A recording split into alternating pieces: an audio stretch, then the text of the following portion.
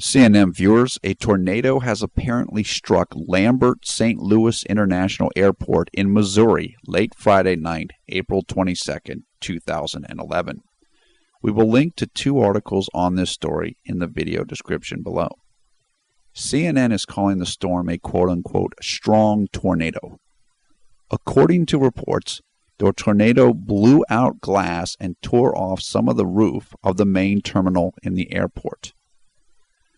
According to CNN, 2 injured victims were taken for medical treatment. There were no reported fatalities, and the injuries sustained by the victims were not thought to be serious. Reporting for Conservative New Media, this is Paul F. Villarreal.